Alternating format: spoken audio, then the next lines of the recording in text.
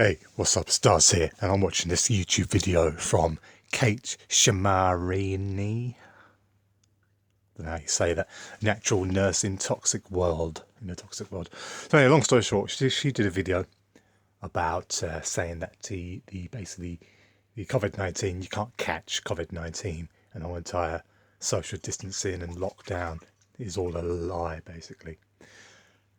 Now, the trouble is, with such extraordinary claims like that, you need to provide your sources. She talks about an experiment with 100 people, 100 lab rat people, and these scientists were trying to give these 100 people the flu. And they tried all different ways to give these people the flu and couldn't do it, including rubbing the phlegm, whatever, of the infected person on the noses of the recipients, and injecting it into their arms, stuff like this, right? What's the name of the doctors?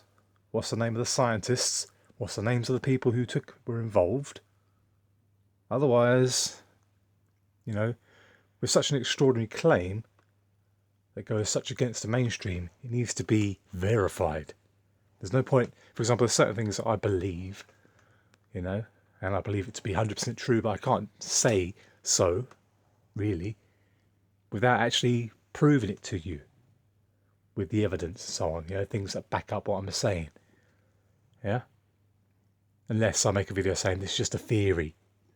But you have to make very clear that it's just a theory, your own theory, your own thoughts and beliefs, and why you believe that. But I can't actually present it as, hey, this is fact. You can believe it as fact. But I can't say, hey, this is fact.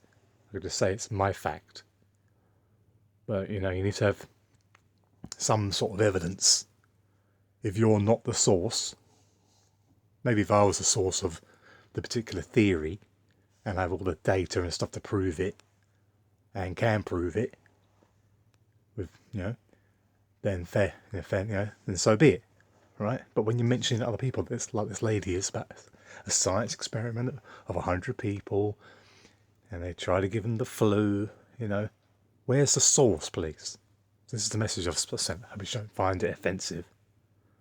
But I think you need to provide the names and links to the experiments in the description or pinned comment when you're talking about things that are this far away from the mainstream.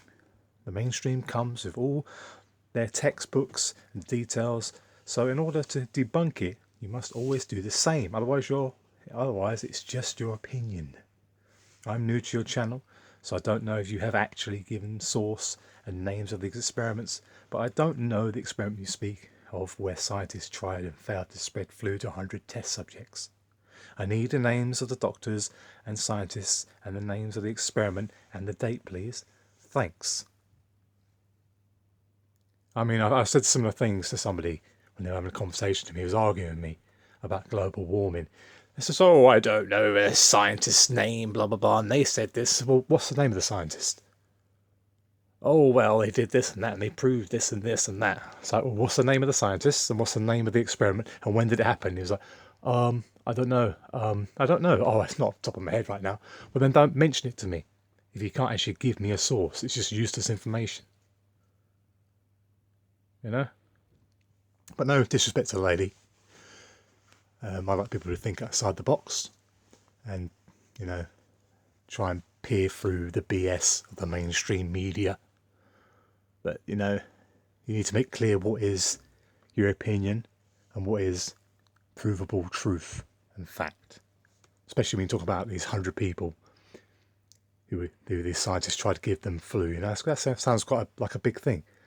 So if I was going to mention something like that, personally, me, I'd have the actual name of the experiment, the names of the people who are involved, and the names of the scientists and the date. So it can be scrutinised. Yeah, I'll leave it there.